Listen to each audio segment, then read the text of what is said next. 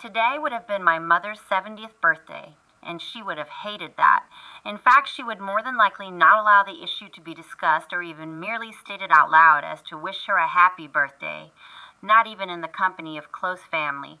My mother, albeit tiny in stature, was quite the fireball at times. I suppose it isn't always easy being Irish and a Leo at the same time. My heart has been full of her thoughts this evening. While originally sitting with the intention of writing a simple paragraph or two this evening, I found myself here a few hours later, remembering, reflecting, laughing, and crying, all of the best ways possible as I thought of my beautiful mother. The following is what is in my heart for her AEE, especially on her day-to-day today. I'm extremely thankful for the time that I spent with my mother, for the valuable lessons that she imparted upon me during our time together.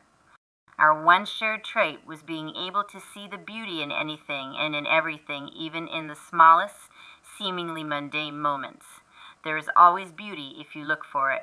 Her deep faith inspired me and continues to, if not even more so now that she's not here, as I found myself making more of an effort than ever before to develop mine to the degree that hers was. If given the opportunity to have spent any more time with her, there is one more lesson that I would have tried to learn from my mother. Coincidentally, it was also the one thing that I admired the most about my mother.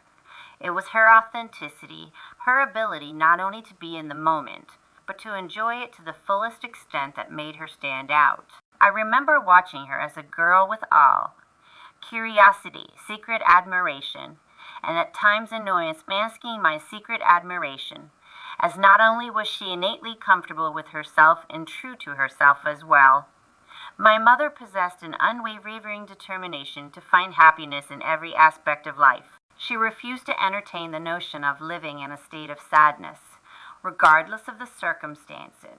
Every single day, my mother made it a priority to infuse our lives with happiness, laughter, joy.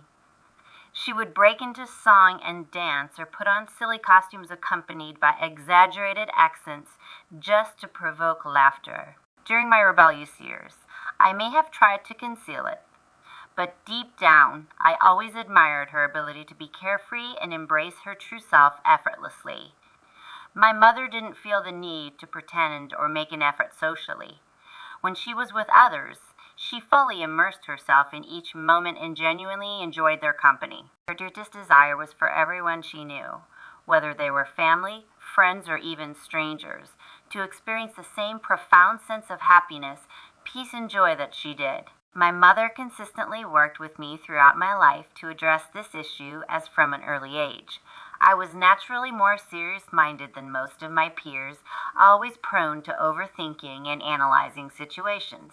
This tendency often led me to worry excessively as I would meticulously evaluate all possible outcomes in nearly any given situation and fixate only on the ones that I deemed to be less desirable. This inclination towards living inside my own head prevented me from fully embracing the present moment. It hindered my ability to be carefree and sadly kept me from finding contentment in things as they were without yearning for more, obsessing over perceived flaws in any situation. I'm incredibly grateful for how much time and effort that my mother spent with me over the years to alleviate this, as it is only now.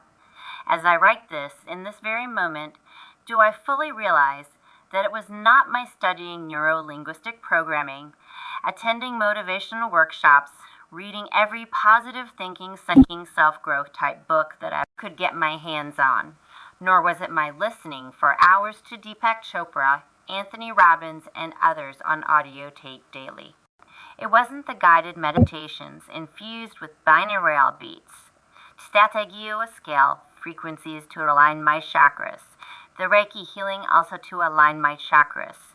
It wasn't the Bikram yoga, my time spent listening to the mantra of Avalokiteshvara while chanting Om Mani Padme Hum Mahayana Buddhism, nor the time I decided that Tina Turner had it right. After all, she'd managed to get through that whole thing with Buddhist chanting.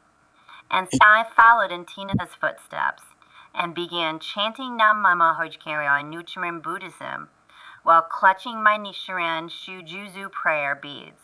I halted and moved on to a different sector back to him at the edging by my Soka Gakkai mentors to acquire and install in my home, a Basudan or more simply a Buddhist altar. While I thoroughly enjoyed the following experience, it was not the multiple hours spent kneeling in silence at the Kadampa Meditation Center surrounded by the monks called Khalsanis and Kadampa Buddhists who impressed me deeply with their dedication to this extensive duration of silence and their certainty of the positive outcome it would ultimately bring. All of the aforementioned experiences were undoubtedly positive endeavors with some lasting astheng effects, but they are not at all responsible for my profound mental shift. Undoubtedly, it was my mother who played a pivotal role in this profound shift. From my early childhood to my early 20s, she consistently made an effort to instill positivity in me. I can still vividly remember the day that it occurred to me. I had spent a full 24 hours without a single negative thought or being in my head at all day, which I hadn't experienced in years. I charged through the house and outside to her garden, nearly breathless with excited as to share the news of this progress and profound shift that I'd so desperately yearned for. It felt as she shared the same level of enthusiasm as me during that momentous occasion.